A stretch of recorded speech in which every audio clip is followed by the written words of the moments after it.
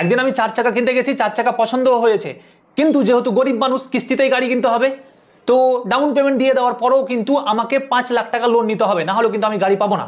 তো এই 5 লাখ টাকা লোন যে আমাকে দেবে সেটা ভেরিফিকেশন করার জন্য একজন এজেন্টকে আমার বাড়ি পাঠিয়েছে, যাও গিয়ে দেখে আসো ও লোনে যোগ্য কিনা।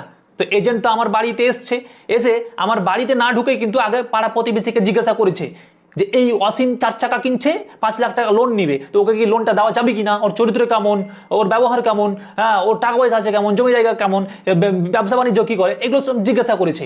তারপরে টুক করে একটা প্রতিবেশীকে দেখেছে, জিজ্ঞাসা করেছে যে আচ্ছা অসীমকে 5 লাখ টাকা লোন দেওয়া যাবে কিনা বলুন তো। ওই প্রতিবেশী একদম হাসতে হাসতে মুখের উপরে বলেছে যে না, দেবেন না লোন। আর সাথে এটাও বলেছে যে ও নাকি আমার কাছে 5,000 টাকা পাবে, যেটা আমি ওকে 2 বছর থেকে দিচ্ছি না। আচ্ছা, তো যখন আমি এই 5,000 টাকা 2 বছর থেকে দিতেই পারি না, তো 5 লাখ টাকা আমি কি করে দেবো? এই যুক্তিটা দিয়েছে আমার সেই প্রতিবেশী। কিছু কিছু প্রতিবেশী না খুব চালাক হয় ভাই, মানে তুমি ওর কাছে 1 টাকার জিনিস চাইতে যাবে, ও তোমার কাছ থেকে 10 টাকার জিনিস চেয়ে বসে থাকবে। একদিন আমার মা বললো যে পাশের বাড়ি থেকে চিনি আনতো, আমি গেলাম, দিয়ে বলছি যে চিনি দাও তো। ও বলে কি ও চিনি লাগবে? আচ্ছা খবর পেলাম যে তোর মা নাকি পায়েস করছে, তা কাজ কর চিনিতে দিয়ে দিচ্ছি, কিন্তু 1 বাটি পায়েস দিয়ে যাবি। বিদেশে বাড়ির আশেপাশে যদি কোনো ফাঁকা প্লট দেখে, তো সেইটার দিকে কেউ দেখেই না ঘুরেও, ইভেন ওখানে যদি নোংরা হয়ে থাকে সেই নোংরাটা পরিষ্কার করেই দেয়। এটা বিদেশে কিন্তু করে। আর আমাদের এখানে যদি কোথাও ফাঁকা প্লট বা ফাঁকা জায়গা দেখে নিল ভাই বাড়ির আশেপাশে, তাহলে গরু বকরি সব ওখানে গিয়ে বাঁধে, এবং ওই গরু বকরি হাঁকবে, সেটা আবার এক্সট্রা।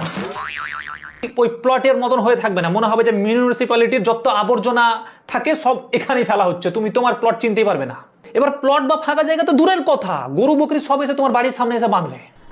হ্যাঁ, এবার যখন তুমি জিজ্ঞাসা করতে যাবে যে এই গরু বকরি কে বেঁধেছে রে, তখন এসে হাসতে হাসতে বলবে আমার ছোট বেটার না ভুল করে এটা বেঁধে দে, আর মানা করি ওকে, তবু যে বাড়ির সামনে বাঁধিস না, ও বাড়ির সামনে যাই বেঁধে দেয় ভুল করে। তখন আমরা যেন বলি আপনার ছেলে কি প্রত্যেক দিনই ভুল করে? বলে হ্যাঁ করে, ছোট চাংড়া তো। আর ওই যে বাড়ির সামনে গরু বকরি বাঁধে বলে আমাদেরকে আবার অন্য বাড়ির সামনে দিয়ে আবার কি বলে রাস্তা দিয়ে যেতে হয় বাজার করতে। এবার ওই যে ওদের বাড়ির সামনে দিতে যাই, তো আবার ওরাও আলোচনা করে নিজের জায়গা থাকতে ফের আর বাড়ি আগা দিক দিয়ে যাতায়াত করছে, লজ্জা শরম লাগে না? লাও কিছু কিছু লোককে দেখেছি যে ওরা এত অলস হয় কিনা, ওর বাড়ি থেকে যে আবর্জনাগুলো হয় সেই আবর্জনা ধরো যে ক্যারি ব্যাগের মধ্যে কলার ছিলকা বা বাড়ির যত নোংরা জিনিস হয় ওগুলো ক্যারি ব্যাগে ভরে ও ফেলতে যাবে না, ও কি করে একদম এরকম করে এরকম করে ছুঁড়ে চালায়, গিয়ে একটা জায়গাতে পড়ে যায়। ধরো ডাস্টবিন রাখা আছে, ওই ডাস্টবিনটা গিয়ে আবার ও চালাবে, ওর কোনো সময় হয়তো ডাস্টবিনটা পড়লো, কোনো সময় পড়বে না, ওই ডাস্টবিনের ধারে পড়ে গেল। হ্যাঁ, রাস্তার ধারে ডাস্টবিন রাখা আছে, ওই ধারে পড়ে গেল, এবার ছিতরে গেছে প্যাকেট পুরা। হ্যাঁ, কোনোবার আবার এরকম করে চালালো তো ওটা গিয়ে মানে ছাদের, কেউ কেউ আবার ছাদের উপর থেকে ওই তোমার ক্যারি ব্যাগ ধরে এরকম করে চালিয়ে দিবে। হ্যাঁ, সেইটা আবার কি ওই পোলে গিয়ে আটকে যায়, এবার পোলের ওই ক্যারি ব্যাগ ফুটা হয়ে আবার কলার চোঁকা নিচ দিয়ে থম করে পড়ে, নিচ দিক দিয়ে যে মানুষ যেছে ওর মাথা দিয়ে টপ করে একদম কেলা ছিলকা পড়ে। আর ওই চুষা যে জলগুলো থাকে জলগুলো এসে মাথায় গোটা বডিতে পড়ে। তুমি শহরের প্রতিবেশীগুলোকে দেখবে কত সুন্দর সেজে গুজে থাকে, একটা ম্যানার্স থাকে, আর আমাদের এখানকার প্রতিবেশীগুলোকে দেখবে গুল ঘুষছে।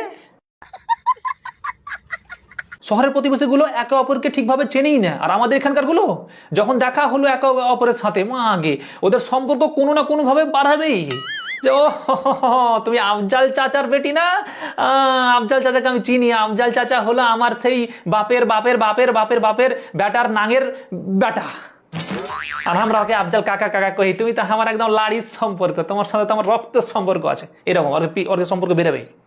শহরের প্রতিবেশী কিনা সহজে ঝগড়াঝাঁটি করবে না, আর আমাদের এখানে ডেলি বকরি মুরগি গরু নিয়ে ঝগড়া, ডেলি, সাথে গাল ফ্রি, এই মাগি ওই মাগি, এই নাংকুড়ানি ওই ছিনান্নি।